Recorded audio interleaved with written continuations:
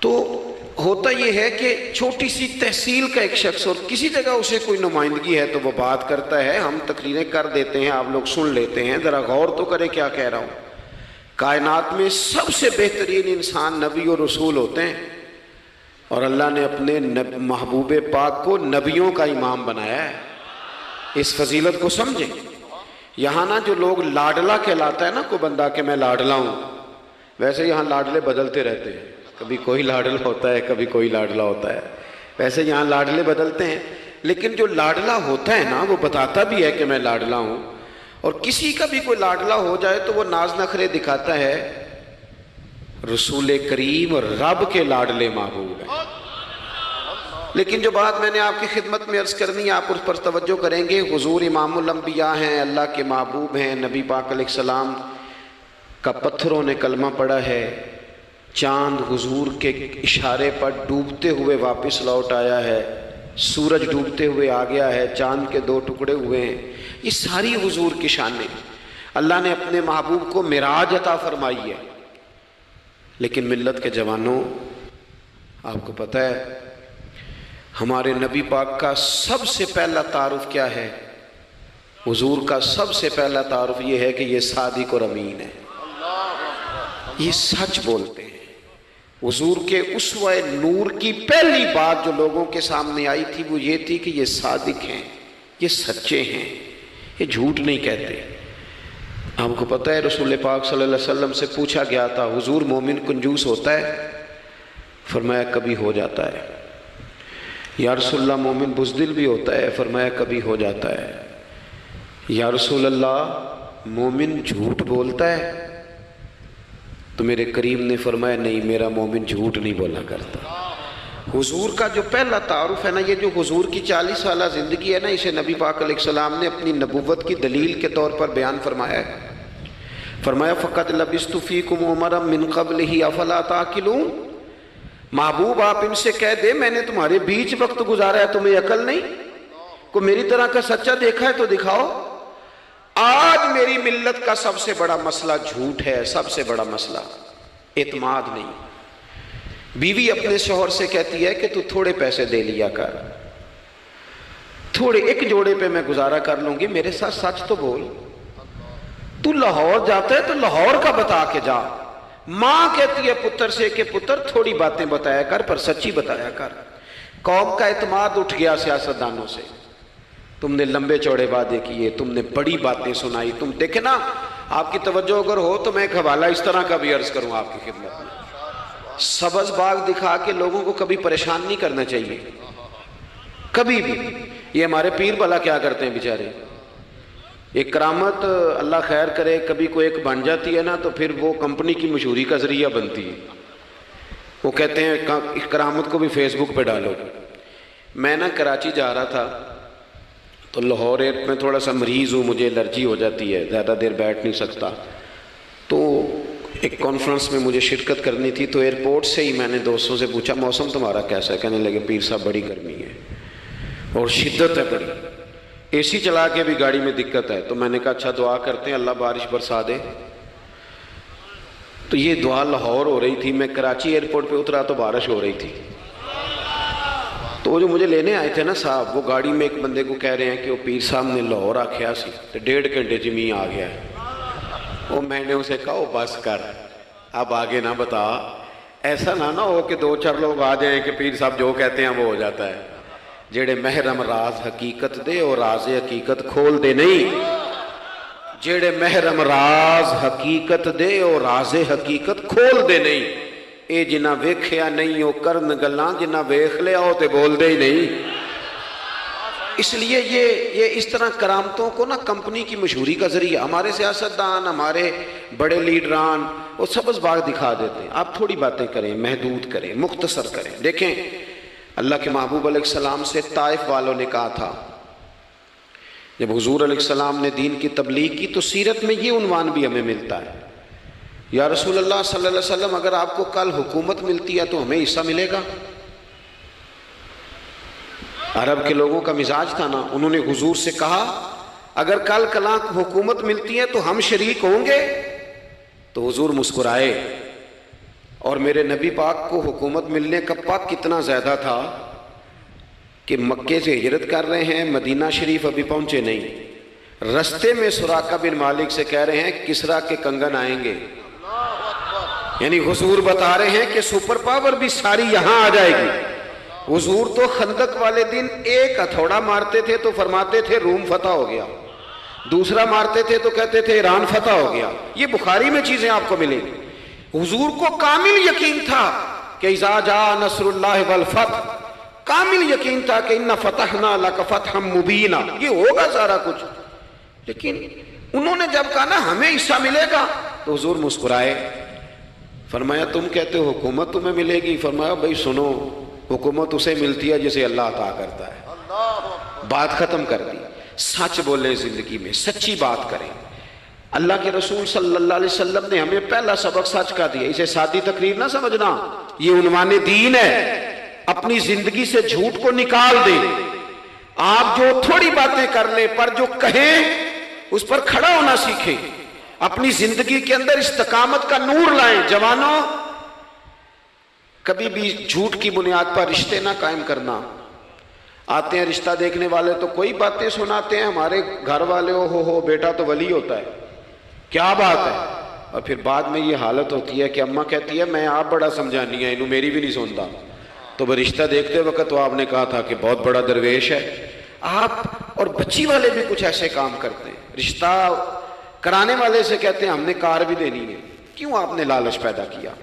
کیوں پہلے آپ نے خرابیاں کی؟ اپنی زندگی میں سچ بولیں، سچی بات کریں، کبھی بھی کوئی ایسا کام نہ کریں جس سے کہ لوگوں کی طبیعت ایسی ہو کہ لوگ سمجھیں کہ یہ لوگ تو غلط بیانی کے عادی ہیں۔ دیکھیں بخاری میں موجود ہے، سیرت کی تمام کتابوں میں الفاظ کے اختلاف کے ساتھ یہ اپنی اصل کے ساتھ یہ چیز ہر جگہ موجود ہے۔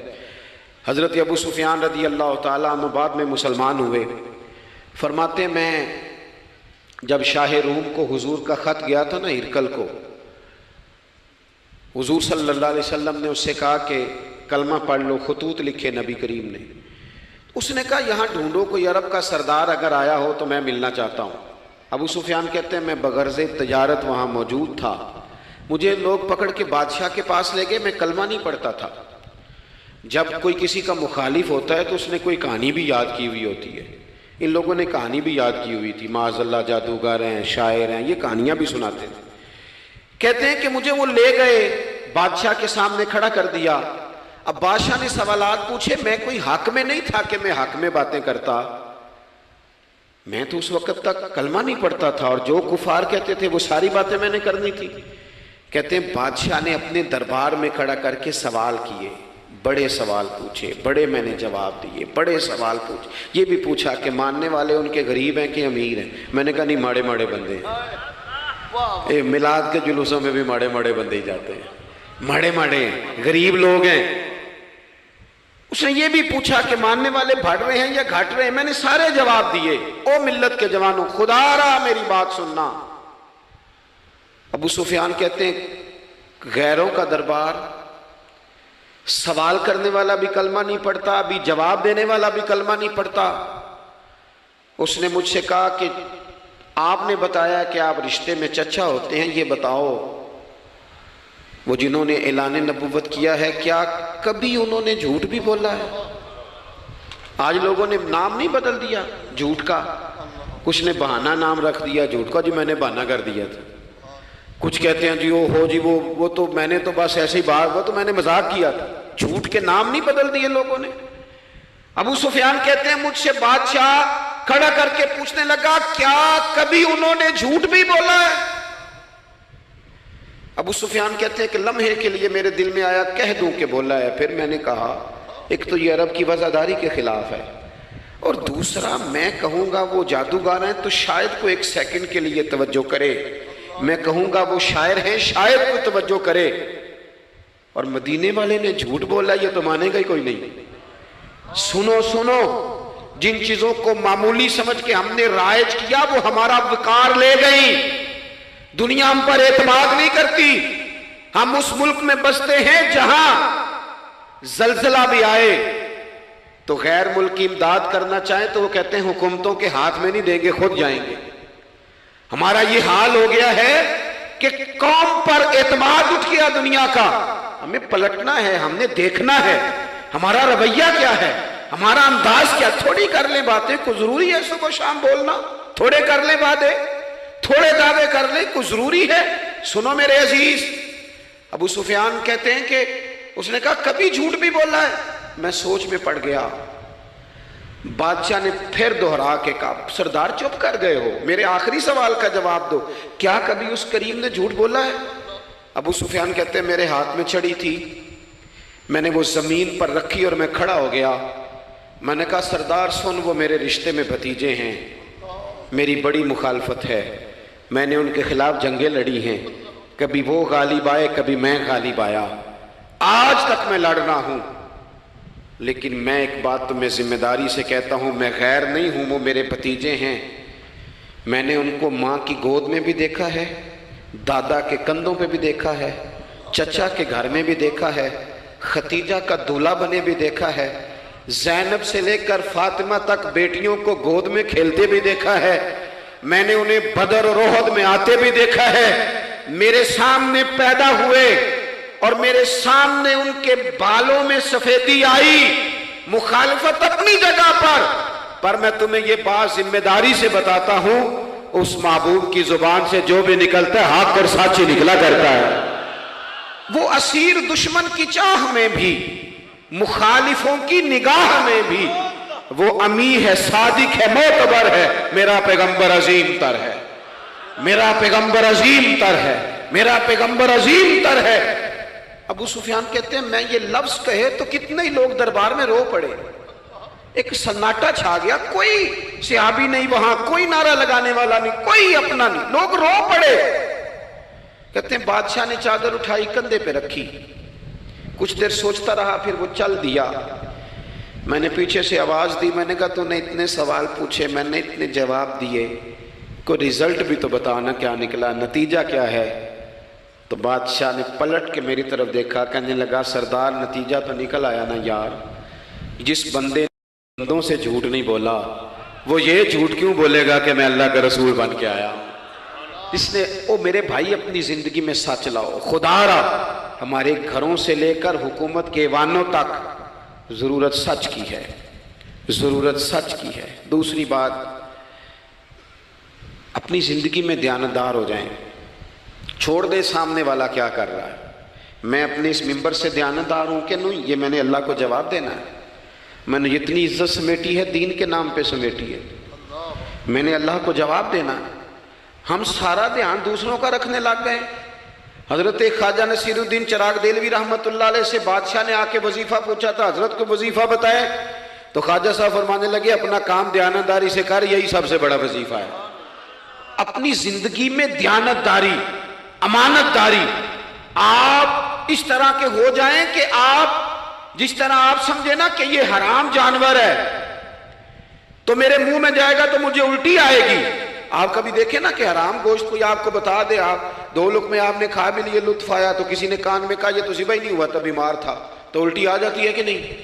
بولو, کہہ آ جاتی ہے. انسان کا ذہن قبول کرتا ہے حرام کھانے کو. 2 کلو گوشت پہ الٹی آتی ہے تو 2 کروڑ روپے پہ کیوں نہیں آتی؟ ہمارے ایک دوست ہیں, یونیورسٹی کے لیکچرار ہیں, مجھے ایک دفعہ فرمانے لگے پیر صاحب عجیب بات ہے, ایک بندے کو نا کہیں جوتا پڑا مل گیا, بڑا قیمتی تھا پر ایک پیر تھا جوتے کا. ہماری دیانتداری کچھ اس طرح کی ہے, ایک پیر ملا, جوتا بڑا قیمتی تھا, مہنگا تھا, تو اس نے اس کا مالک ڈھونڈنا شروع, یہ کس کا ہے, یہ کس کا ہے, یہ وہ شور کر رہا ہے. لیکن تھوڑا سا آگے جا کے جوتے کا دوسرا پیر مل گیا, پر اس نے مالک ڈھونڈنا بند کر دیا. اس کو اب اس کا دوسرا پاؤں مل گیا تو اب اس نے, یعنی کئی دیانتدار بڑے دیانتدار ہیں لیکن دوسروں کے معاملے میں, اپنے معاملے میں نہیں. اپنی زندگی میں انصاف کریں. میں مسجد میں جمعہ پڑھاتا ہوں. میں نے ایک دن اپنے ایک مدرسے کے طالب علم سے پوچھا, بیٹا جمعرات کو میں نے پوچھا, میں نے کہا صبح جمعہ میں تقریر کیا کرنی ہے؟ کہتے میں جو فیصلہ نہیں کیتا. میں کہا تو بڑا مولوی ہے نا, میں چھوٹا, میں تو جمعہ پڑھا کے شام میں فیصلہ کر لینا بھی اگلے جمعے کی بیان کرنا ہے. کیوں؟ میں چاہتا ہوں میں ممبر سے دیانتدار رہوں, میں ایک ہفتہ تیاری کروں, میں نے قوم کو اللہ رسول کا دین بتانا ہے, میرا یہ مقصد تو نہیں ہے کہ 1 گھنٹہ مجھے ملے تو میں نے کسی طریقے سے اسے پار کرنا ہے. آپ اپنے کام کے ساتھ ہمیشہ دیانت کا مظاہرہ کریں. اگر آپ دیانتدار ہو جائیں. حضرت سعید بن عامر رضی اللہ تعالیٰ عنہ کو حضرت عمر نے کہا میں آپ کو ایک صوبے کا گورنر بنانا چاہتا ہوں. رو پڑے, فرمانے لگے اس قابل نہیں ہوں.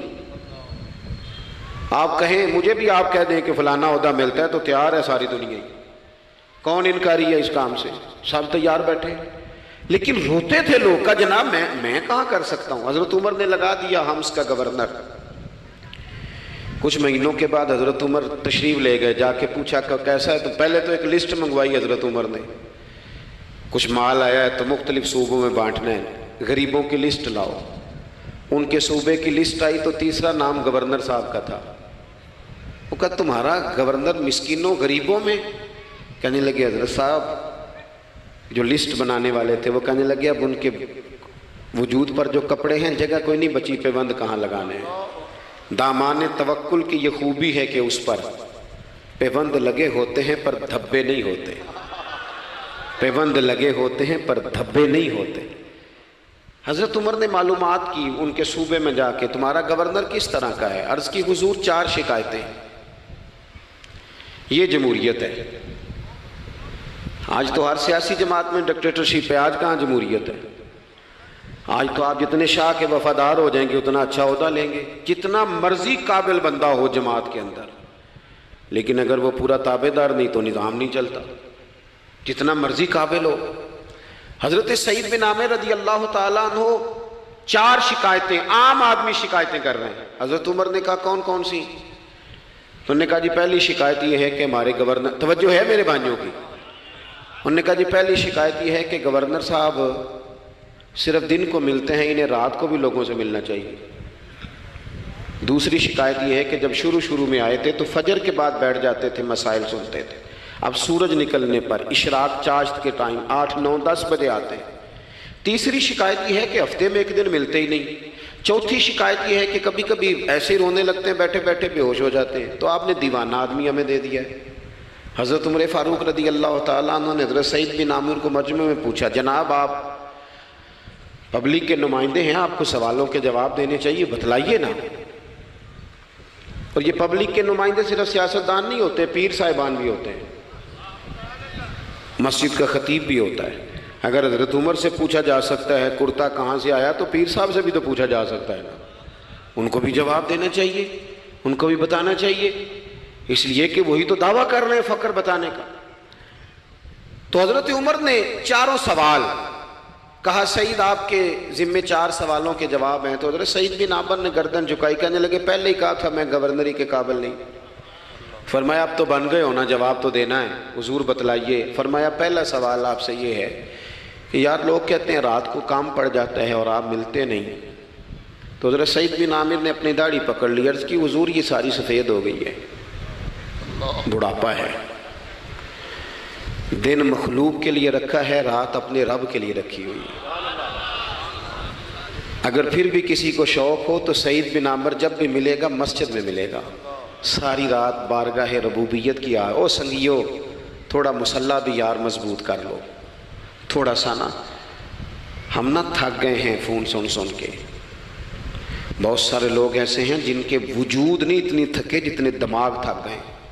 کمنٹس پڑھ کے, کمنٹس دے کے, رائے دے کے بڑے بڑے باصلاحیت لوگوں کے حافظے کمزور ہو گئے. خدا را اپنی صلاحیتوں کو زنگ لگا لو گے. یہ تو جتنے لوگ ہیں میڈیا چلانے والے, ان کو تو میڈیا چلانا ہے. اور اب تو پتہ نہیں کتنے چینل اور کتنے لوگ اور سوشل میڈیا پہ کتنے, اور ادھر کتنے تو ادھر کتنے. خدا را کچھ وقت اگر مصلے پہ ملے تو آپ یقین کریں روح تازہ ہو جاتی ہے. لمبی لمبی دعائیں مانگیں, اپنے رب کو اپنے دکھ سنائیں, رسول پاک کی بارگاہ میں یہ نذرانے پیش کریں, آپ محسوس کریں گے وجود طاقتور ہوگا. حضرت سعید بن عامر کہنے لگے رات مصلے پہ گزارتا ہوں. دوسرا سوال آپ سے یہ کرنا تھا کہ یہ لوگ کہتے ہیں کہ آپ پہلے فجر میں آ جاتے تھے, اب اشراق چاشت کے بعد 9-10 بجے نکلتے ہیں. تو حضرت سعید بن عامر نے گردن جھکائی, کہا یہ میرا راز تھا, میری پرائیویٹ بات تھی. کہا جناب اب تو لوگوں کا سوال ہے. تو آپ فرمانے لگے میرے گھر میں خادم کوئی نہیں, غریب آدمی. بیوی بیمار ہو گئی ہے، 35 سال اس وفادار عورت نے میری ڈیوٹی کی ہے، بیماری میں چھوڑ دوں تو وفاداری تو نہیں نا۔ سویرے اٹھتا ہوں، گھر کا کام کرتا ہوں، پھر بیوی کے لیے ناشتہ بناتا ہوں، اسے کھانا کھلاتا ہوں، تیاری کرتے آتے دیر ہو جاتی ہے۔ دوسرے سوال پر لوگ رو پڑے، کہا تیسرا اعتراض آپ پہ یہ ہے کہ ہفتے میں ایک دن ملتے نہیں، تو حضرت سعید بن عامر کہنے لگے میں نے کہا تھا میرا پردہ نہ کھولا جائے، میں بڑا راضی ہوں رب کی عطاؤں پہ، میں کیوں کسی کے سامنے اپنا دکھ بیان کروں؟ گردن کو جھکا دیتا ہے خیرات کا پتھر، جہاں میں مانگنے والوں کے سر کبھی اونچے نہیں ہوتے، اور غیرت ہے بڑی چیز جہانے تگ و دو میں، پہناتی ہے یہ فقر کو تاج سردارا۔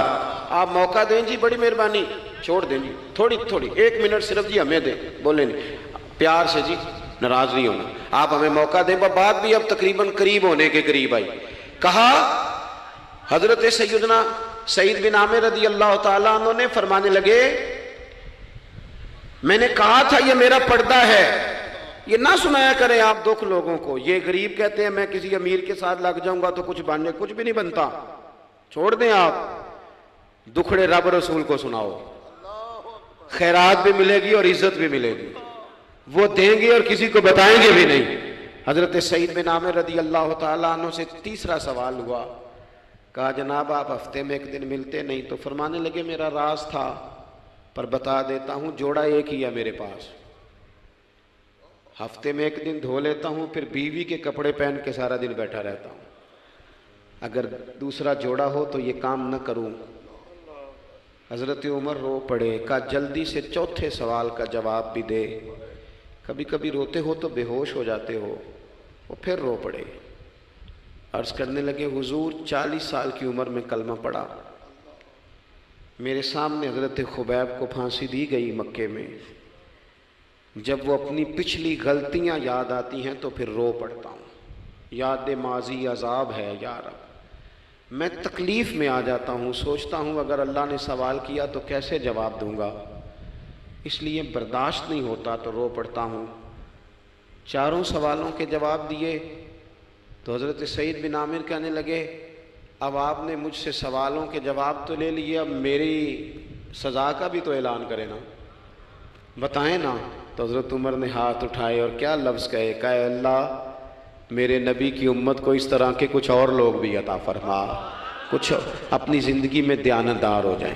تیسری بات آپ کی خدمت میں عرض کرنی ہے، رسول پاک صلی اللہ تعالیٰ علیہ وسلم نے نا ہمیں خالص کیا ہے، حضور کا سارا دین اخلاص کا درس دیتا ہے۔ یہ جو ریاکاری ہوتی ہے نا، نوجوانوں میری بات پہ غور کرنا، یہ جو ریاکاری ہوتی ہے نا، یہ بنیادی طور پر اداکاری ہوتی ہے۔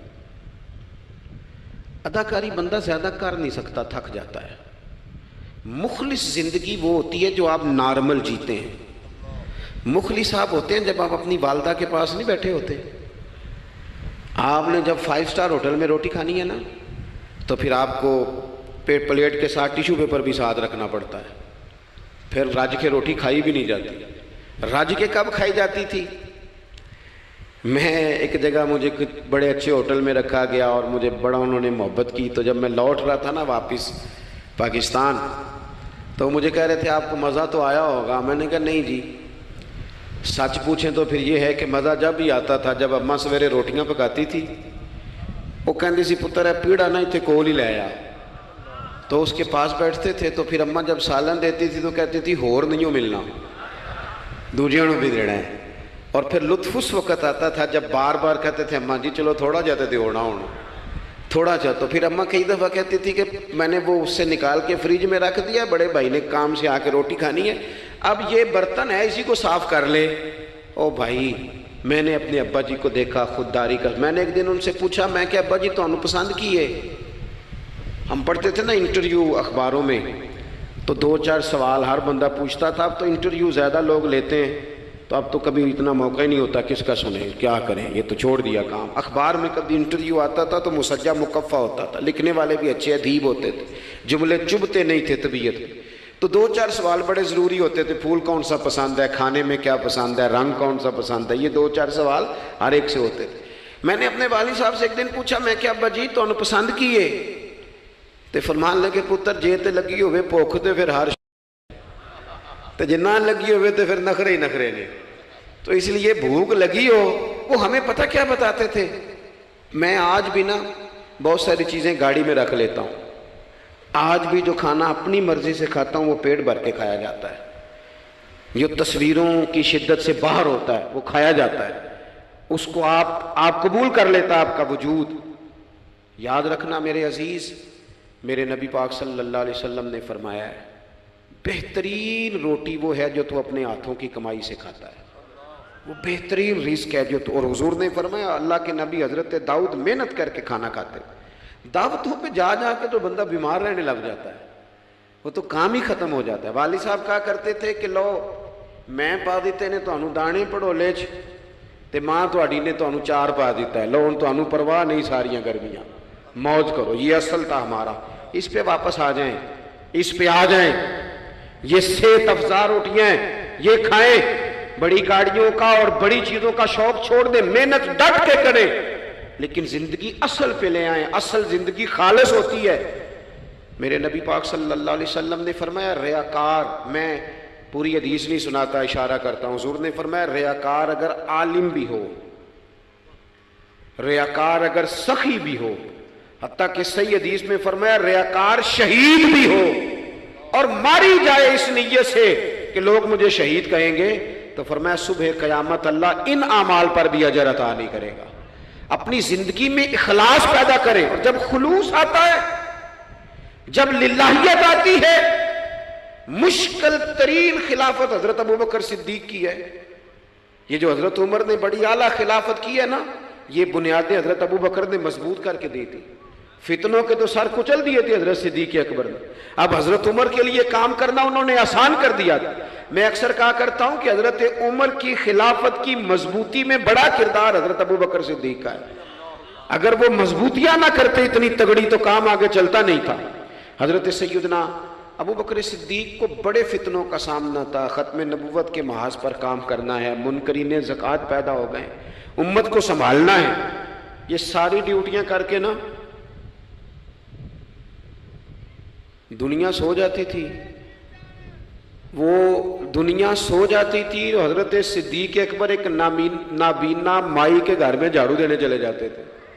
جب بندہ مخلص ہو جاتا ہے نا، ایک نابینا معذور عورت جھاڑو دے رہے ہیں، جب تھوڑا سا وقت بچتا نا عصر کے لیے، یہ ٹائم میں نے اپنے لیے رکھا ہوا ہے، تو مدینہ شریف میں ایک بیوہ تھی جس کی 5-6 بیٹیاں تھی، بیٹا کوئی نہیں تھا. اس کے گھر جاتے تھے، بکریوں کا دودھ دھو کے آتے تھے. معمولی آدمی نہیں، خلیفہ وقت کی بات. کس لیے؟ یہ کام روحانی تسلی کا باعث بنتے، یہ کام آپ کو سکون دیتے، یہ آپ کے اندر وہ طاقت پیدا کرتے ہیں کہ آپ لڑ سکتے ہیں دنیا سے. جب آپ کے پیچھے دعائیں ہوتی ہیں تو پھر میدانوں میں کھڑا رہنا آسان ہو جاتا. حضرت عمر فاروق فرماتے ہیں تیسرا دن تھا جناب صدیق اکبر کے وصال کو. میں مسجد نبوی شریف میں بیٹھا تھا تو 2-3 چھوٹی چھوٹی بچیاں آ گئیں. آ کے کہنے لگی چچا آپ خلیفہ بنے. میں نے کہا ہاں، ہمارے ساتھ چلیں گے؟ میں نے کہا پتر تمہارے ساتھ کیا ہے؟ کہنے لگی ابو بکر صدیق عصر کے بعد ہمارے گھر آتے تھے، ہمارا بھائی کوئی نہیں، باپ انتقال کر گئے، بکریوں کا دودھ دھو کے دے جاتے تھے، کچھ بیچ کے گزارا کر لیتی تھی، کچھ پی لیتی تھی. 3 دن سے میری ماں رو رہی ہے، میری بہنیں روتی ہیں، اکھاں جدوں میٹیاں زمانہ مینوں روے گا. اونج تے بے قدراں کچھ قدر نہ جاتی، کیتی خوب تسلی ہو، لیکن اکھاں جدوں میٹیاں زمانہ مینوں روے گا. اپنا تے اپنا بیگانہ بھی مینوں روے گا. جدوں نہ میں دسیا میں خاراں نوں میخانے وچ، پھر جام ٹوٹ جان گے تے میخانہ مینوں روے گا. کئی لک لک رون گے تے کئی بک بک رون گے. گلیاں دا یانا تے سیانا مینوں روے گا. اور کسی نے کہا تھا میرے مرنے پہ ہر سو شور مچ جائے گا دیکھو گے. یہ رحمت کی امید لگاتے کہا، کرم کی امید، عاجزی سے کہا، نذرانے میں کہا کسی درویش نے. کہنے لگے میرے مرنے پہ ہر سو شور مچ جائے گا دیکھو گے. کہنے الوداع سرکار خود تشریف لائیں گے. اور کسی نے کہا تھا کہ بعد مرن دے مکھڑا میرا ہو جاوے جے تازہ، پھر سمجھ لینا محبوب میرے نے آن پڑیا جنازہ۔ تو بھائی اپنی زندگی میں اخلاص پیدا کرے۔ ہم نا غریب لوگ بھی امیروں سے تصویر کھنچوانا پسند کرتے ہیں، امیروں سے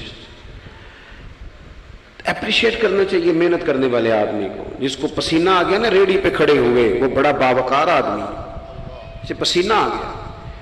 میں ابھی بھی کبھی کبھی جوتا گنڈوا لیتا ہوں، چونکہ میں نے دیکھا ہے میرے ابا جی مجھے کہتے تھے لے جا جتیاں توڑے پا کے ساریاں گنڈا لیا، تو یاد ہے تو میں ابھی بھی چلا جاتا ہوں۔ تو ہمارے ایک پرانے موچی ہیں، میں ان کے پاس ایک دن، وہ بڑے خوددار آدمی، 5 روپے کے 10 دے دے نا، وہ ان کو 10 دے دو، کہتے چوکا اپنے 5 روپیے۔ وہ ایک شاعر بیٹھے تھے نا، تو شاعر بھی بیچارے کئی اسی طرح کے ہوتے ہیں، ناراض نہ ہو جائیں شاعر، لیکن وہ کئی دفعہ نا ان کو بھی دیکھ کے لگتا ہے کہ کئی دنوں سے بیچارے نے روٹی نہیں کھائی۔ تو وہ موٹی چادر لیے گرمیوں میں کسی چوک میں بیٹھا تھا نا شاعر، تو کوئی بندہ جاتے ہوئے 5 روپے دے گیا، اس نے کہا یہ کیا ہے؟ کہنے لگا کھانا شانا کھا لینا، پر شاعر نے کمال بات کی، اس نے کہا یہ آرزوئے کرم اور میں آپ سے کروں، یہ آرزوئے کرم اور میں آپ سے کروں، یہ بھیک اس کو دیجیے جس کا خدا نہ ہو۔ اور میرے اعلیٰ حضرت کیا کہتے ہیں؟ کہتے ہیں کرو مدح اہل دول رضا۔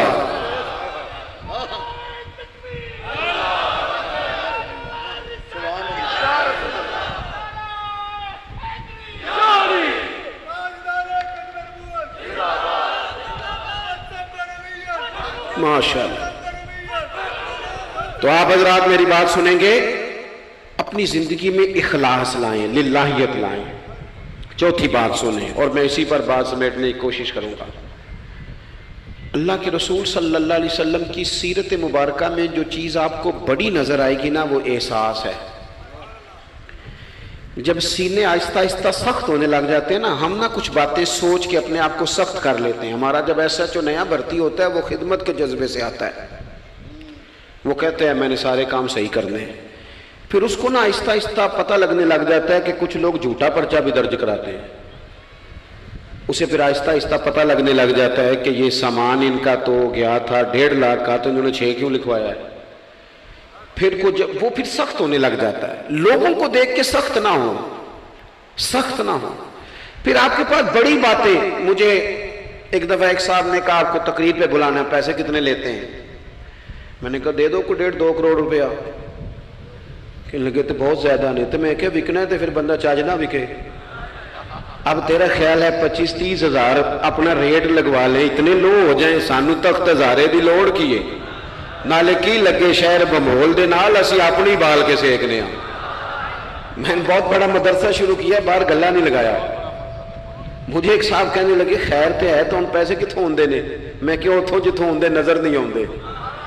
فاضل بریلوی کہتے کرو مدح اہل دول رضا، اور پڑے اس بلا میں میری بلا، میں گدا ہوں اپنے کریم کا، میرا دین پا رہا ہے نہ نہیں، اور کون دیتا ہے دینے کو منہ چاہیے، دینے والا ہے سچا ہمارا۔ میں نے تو معذرت بھی کرنی تھی، میرا خیال ہے کہ 35 سے 37 کے بیچ لوگ ایسے تھے یہاں سے جو آج صبح سے سر شام تک فون کرتے رہے کہ آپ نے چائے ہماری طرف پینی ہے، کھانا ہماری طرف کھانا ہے۔ میں ان دوستوں سے اکثر کہا کرتا ہوں جو میرے ساتھ ہوتے ہیں، میں کہتا ہوں کہ لوگ تلاش کرتے رہتے ہیں، ڈھونڈتے رہتے ہیں کہ رات رہنے کو جگہ ملے، اور ہمارا یہ حال ہے کس نام پہ؟ رسول اللہ کے دین کے نام پہ، حضور کے دین کے نام پہ۔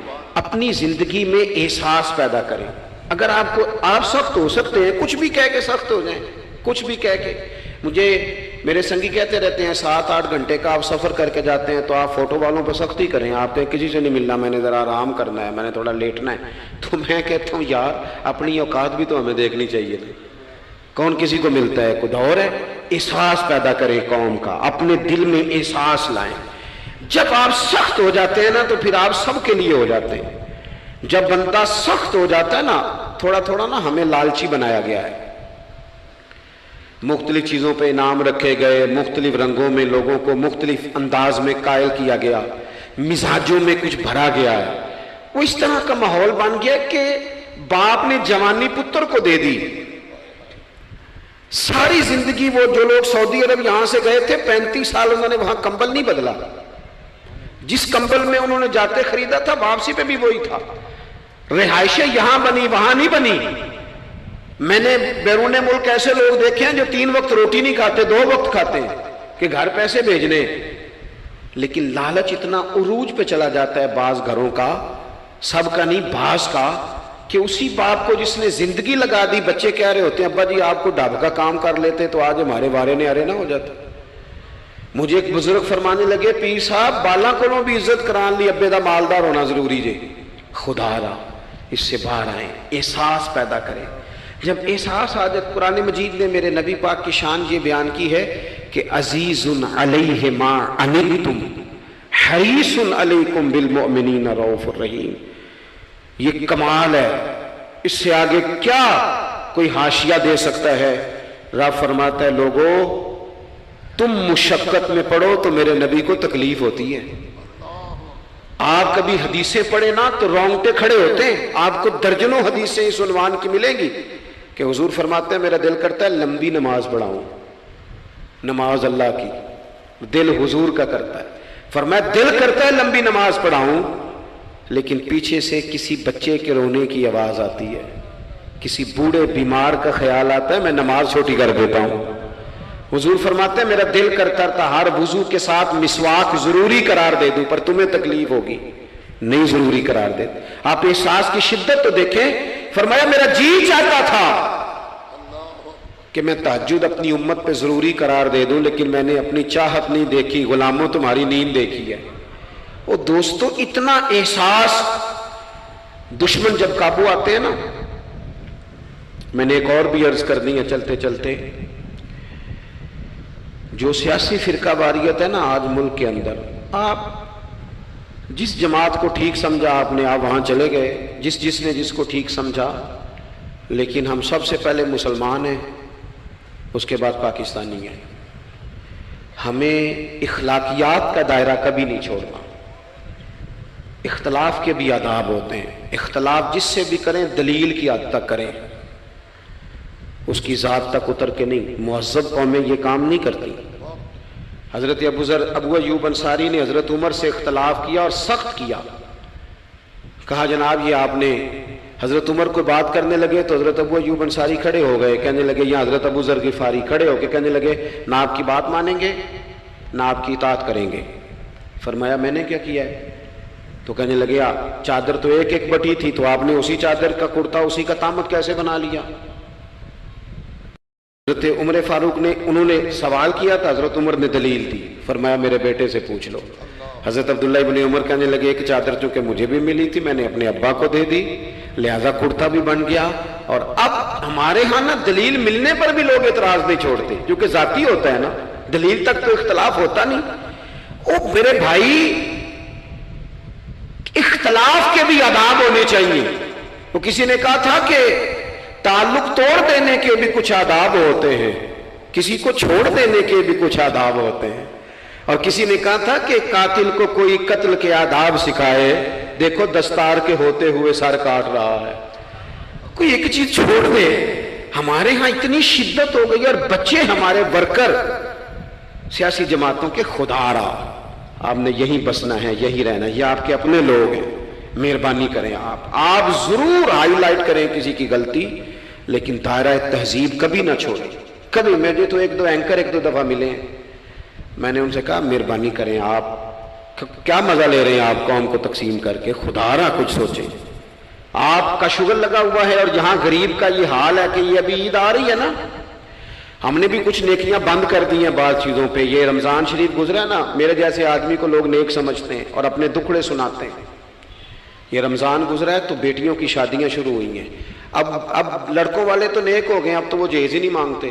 یہ خبر پتہ ہے آپ کو؟ منڈے والے ہیں داج منگنا چھڈتا جی، وہ نیک ہو گئے. وہ کہندے اسی تہاڈے کو جہیز نہیں لینا، بس 600 بندے دی روٹی پکانی تسی تے صحیح پکانی جے منڈے دے 11 ایکو واری آنا ہے. کبھی نہیں روٹی کھائی لڑکے کے دوستوں نے اپنے گھر. رمضان میں کھل کر سخاوتیں کرنے والوں رمضان کے بعد بھی سوچا کرو. اور راشن ونڈن والے لوگوں عیدوں بعد بھی بھوک لگ دیجئے، عیدوں بعد بھی بھوک لگ دیجئے. رمضان میں ثواب زیادہ ہے لیکن سخاوت تو سارا سال ہی ہے. تو کچھ چیزیں ایسی ہیں ہمیں حضرت سیدنا عمر فاروق نے جب جواب دے دیا نا کہ اس طرح ہے، اب وہ اختلاف دلیل تک تھا، اختلاف دلیل تک تھا، تو حضرت ابو ایوب انصاری اٹھ کے کھڑے ہو گئے، اعتراض کیا، جواب مل گیا، تو پتہ کیا فرمانے لگے، کہنے لگے عمر رب تجھے میری طرف سے بہتر سلا دے، اب تو حکم کر، ہم سنیں گے بھی اور تیری اطاعت بھی کریں گے، اب ہم آپ کے پیچھے چلیں گے امیر المومنین۔ تو دلیل تک رکھیں چیزوں کو، دلیل مل جائے تو بات کو ختم کریں۔ تو میرے بھائی احساس اپنی طبیعت میں جب ہم پیدا کرنے لگیں گے، احساس بڑی مشکل ہے غریب کی زندگی۔ امیر تو دوستی امیروں سے لگا لیتا ہے، جب انسان اپنی گاڑی میں سفر کرتا ہے تو پھر وہ کرایہ 5 روپے بڑھ جائے تو اسے تکلیف کوئی نہیں ہوتی، کیونکہ اسے پتہ ہی نہیں۔ بہت سارے امیروں کو تو پتہ ہی نہیں کہ گھی مہنگا ہو جائے تو گھر کے بجٹ پہ بوجھ کتنا پڑتا ہے، ان بیچاروں کو تو پتہ ہی نہیں، تو وہ اس احساس کو کیسے پیدا کریں گے؟ وہ نہیں کر سکتے، اس کے لیے وہاں سے گزر کے آنا پڑتا ہے۔ رسول پاک کی زندگی میں جو احساس کی شدت ہے اسے آپ سمجھیں۔ دشمن جب ہتھے چڑھتا ہے تو پھر، اور دشمن بھی سخت گیر قسم کا ہو تو بندہ اسے چھوڑتا نہیں۔ لیکن حضرت انس بن مالک فرماتے ہیں کہ یہ جو لوگ بدر میں آئے تھے یہ کوئی پھول لے کے نہیں آئے تھے ہاتھوں میں، گجرے پھولوں کے لے کے نہیں آئے تھے، تلواریں لے کے آئے تھے، اور پوری انہوں نے جنگ لڑی، 14 صحابہ شہید کیے، لیکن جب ان کو لا کے باندھا گیا نا مدینے میں تو غصہ تھا صحابہ کو، کس کس کے ہاتھ باندھے۔ حضرت عباس بھی تھے، جب وہ ہائے ہائے کرتے تھے نا، مخالف تھے۔ توجہ ہے میری بات پر؟ او بھائی، جو پیار بیٹی پہ آتا ہے وہ بہو پہ بھی تو آنا چاہیے نا، اس پر بھی تو وہ بھی تو کسی کی بیٹی ہے نا۔ اگر تجھے اپنے بیٹے کی دھوپ تنگ کرتی ہے تو ملازم کے پتر اگر دھوپ میں کھڑے ہیں تو وہ بھی تو تجھے احساس ہونا چاہیے، ورنہ خود غرض ہو جائیں گے ہم۔ بات ختم کر رہا ہوں، غور کرنا۔ حضرت انس بن مالک کہتے ہیں میں مسجد نبوی شریف میں حاضر ہوا تو بے چینی کے عالم میں کبھی حضور ادھر جاتے تھے، کبھی ادھر آتے تھے، کبھی ادھر جائے، یا رسول اللہ کیا ہوا؟ یہ وہ لوگ تھے جنہوں نے ستایا تھا، آج باندھا ہے، حضور کیا ہوا؟ تو نبی کریم فرمانے لگے تم نے رسیاں زور سے باندھی ہیں، یہ ہائے ہائے کرتے ہیں، مجھے نیند نہیں آتی، ان کی رسیاں ڈھیلی کر دو۔ عزیز علیہ ما عنتم، حضور کے سینے میں درد رہا، وہ درد کبھی حضور کو طائف لے جاتا، کبھی کہیں، اور وہ درد کی وہ پیار کی شدت اتنی تھی کہ جب بڑی تکلیف دی نا میدان احد میں اور دانت مبارک شہید کر دیے تو حضرت صدیق اکبر نے کہا یا رسول اللہ دعا کریں یہ تباہ ہو جائیں، تو ہاتھ اٹھائے نبی پاک نے، دعا کیا کی؟ کہا اللہ انہیں ہدایت دے دے، انہیں پتہ ہی کوئی نہیں یہ کیا کر رہے ہیں۔ تو میرے عزیز، ایک تو اپنی زندگی میں سچ لائیں، خدا را سچ بولیں، آپ پکے وعدے کریں۔ میں ایک دن اپنی مسجد کے امام صاحب سے عرض کر رہا تھا، میں کہہ رہا تھا اگر آپ کہتے ہیں نا کہ 4:20 پہ فجر ہوگی تو 21 پہ نہ پڑھائیں، آپ نے وعدہ کیا 4:20 کا، قوم کو تو انتظار کرنا چاہیے 1-2 منٹ، کوئی حرج نہیں، لیکن ہم جو وعدے کرتے ہیں ہمیں بھی پورے کریں، سچ بولیں، دیانتداری کا مظاہرہ کریں، زندگی خالص گزاریں، جس کے ساتھ بھی وقت گزاریں اس کی خیر خواہی کریں، مخلص ہو جائیں، اور اپنی زندگی احساس والی کریں۔ امام غزالی فرمایا کرتے تھے تو بانٹنے کا ارادہ کر، رب بانٹنے کی توفیق بھی دے دے گا، تو پروگرام تو بنا۔ اللہ کی بارگاہ میں دعا کرتا ہوں جن احباب نے اتنا سارا پنڈال اتنی محبت اور جد و جہد سے سجایا ہے، اللہ تعالیٰ انہیں دین دنیا کی برکتیں عطا کرے، ہم سب کو دولت اخلاص عطا فرمائے۔ آخر دعوانا ان الحمد للہ رب العالمین۔